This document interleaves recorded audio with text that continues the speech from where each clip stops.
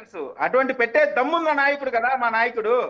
అలాగా ఏదో కేవలం కార్పొరేటర్లు హెడ్ కౌంట్ తో చేసేటువంటిది కాదు. గుద్దులాట్లు ఎందుకులే, మనం సీట్లు ఇచ్చుకునే వ్యవహారంలో మనకి ఇబ్బంది అయిపోతుందని పాపం డైరెక్ట్ ఎలక్షన్స్ జీవో రిలీజ్ చేశారు కిరణ్ గారు. వాట్ ఎవర్ ఇప్పుడు మన ఇంట్లో కాదు కాదండి కాదు, ఎందుకంటే ఇప్పుడు మీకే ఎవరికి ఎన్ని సీట్లు అనేది ఇంతవరకు కన్ఫర్మ్ అవ్వలే, మాకు ఆ ఇబ్బంది లేదు. 175 నియోజకవర్గాల్లో కూడా మా నాయకుడు ఎవరి పేరు చెప్తే వాళ్ళకే అందరూ పనిచేస్తారు. మా సాయి శక్తులో ఫైట్ ఇస్తాం ఖచ్చితంగా, మీకు చూపిస్తాం. వీళ్ళందరూ కూడా పోటీ చేస్తారంట అన్ని నియోజకవర్గాల్లో పాటు. తప్పే ఉంది విజయ్ గారు, ఎవరైనా చేయొచ్చు. అదే నేనంటున్నా, అందరూ పోటీ చేస్తారంటున్నా. 175 వాళ్ళు పోటీ చేస్తారు, మీరు పోటీ చేస్తారు. డిఫరెన్స్ ఏముండదు. డిఫరెన్స్ ఏముంటుంది, వాళ్ళ కొంత పర్సెంట్ వస్తుంది ఓటింగ్, వీళ్ళకి మంచి ఓటింగ్ వస్తుంది. మీరు ముగ్గురు మీరు విడిపోయే మెంటాలిటీ మేము నలుగురిని కలుపుకొని వెళ్ళాం మేము. మీరు ఒంటి కమ్మ సొంటికాయ మీతో కలిసి మీ పార్ట్నర్ మీతో ఉండలేకపోతున్నాడు. మీతో కలిసి మీ క్రైమ్ పార్ట్నర్ ఉండట్లేదు, రక్తం పంచుకొని పుట్టినటువంటి చెల్లె ఉండట్లేదు. మీతో ఎవరుంటారు? ఎవరు ఉంటారు కదా, ఎవరు ఉంటారు కదా. ఓకేనండి, ఓకే ఓకే, మన ఎన్నికల గురించి మాట్లాడదాం. విజయ్ గారు, మన మాట పుణ్యశీల గారు దయచేసి ఆ అంశాలు వద్దండి. పుణ్యశీల గారు దయచేసి ఆ అంశాలు లేవనెత్తద్దు, ఆ అంశాలు లేవనెత్తద్దు దయచేసి. విజయ్ గారు ప్రతి పార్టీ అధినేతకి కొన్ని మైనస్లు ఉన్నాయి, ఆ అంశాలు వద్దు. ప్రజలకు వారు ఎంతవరకు ఉపయోగపడతారు, ప్రజలకి వారికి మధ్య ఉన్నటువంటి అంశం గురించి మాట్లాడదాం. కృష్ణాంజలి గారు, సో పుణ్యశీల గారు చేసిన కామెంట్స్కి ఏమైనా రెస్పాండ్ అవుతారా? ఇక్కడ ఒక అంశం, పుణ్యశీల గారు మిగతా వైఎస్ఆర్ కాంగ్రెస్ పార్టీ నాయకుల్లాగా అటదిడ్డంగా మాట్లాడేటువంటి వాళ్ళు కాదు. నేను గమనిస్తున్నాను, ఆవిడ చదువుకున్నటువంటి ఆవిడ పొలిటీషియన్ కూడా, ప్రజాప్రతినిధిగా ఆవిడ బహుశా కార్పొరేటర్ గా గెలిచినట్టున్నారు.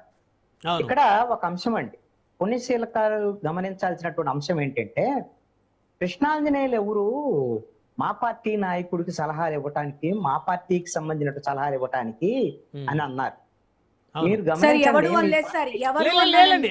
ఎవరనే అన్నారు, వారు కూడా ఏం పర్వాలేదు, తిట్టారని నేను మీరు తెలుసుకోవాల్సినటువంటి విషయము, తెలుసుకోవాల్సినటువంటి అంశం ఒకటి ఉంది. ప్రజాస్వామ్యంలో మీరు ఎన్నికల కమిషన్ దగ్గర నమోదైనటువంటి రిజిస్టర్ అయినటువంటి పార్టీగా మీరు ప్రజాస్వామ్యయుతంగా ఎలా వ్యవహరించాలి, ప్రజా వ్యతిరేకంగా ఎలా వ్యవహరిస్తాయో ఏంటి, వైఎస్ఆర్ కాంగ్రెస్ పార్టీ నేత ఎలా ఉండాలి, లేకపోతే జనసేన పార్టీ నేత ఎలా ఉండాలి, తెలుగుదేశం నేత ఎలా ఉండాలని ప్రతి పౌరుడు మాట్లాడేటువంటి హక్కు, అధికారము అందరికి ప్రజాస్వామ్యబద్ధంగా రాజ్యాంగబద్ధంగా వచ్చింది. ఇప్పుడు భారతీయ సిమెంట్స్ లో ఏ విధంగా వ్యాపారం చేయాలి ఇలాంటి సలహాలు సూచనలు ఎవరు ఇయ్యరు. కానీ వైఎస్ఆర్ కాంగ్రెస్ పార్టీ యొక్క వ్యవహారం భారతీయ సిమెంట్స్ వద్దులేండి, హెరిటేజ్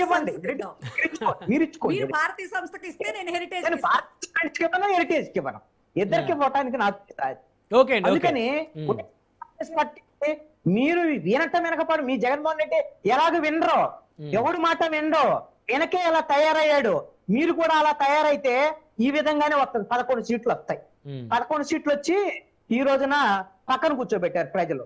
కనీసంగా ఇంతవరకు మీకు కనీసంగా సమీక్షించుకునేటువంటి పరిస్థితి కూడా జగన్మోహన్ రెడ్డి దగ్గర లేదు కాబట్టి ఎలా తయారయ్యాడు చెప్పడానికి అని అడుగుతున్నారు. ఉన్నా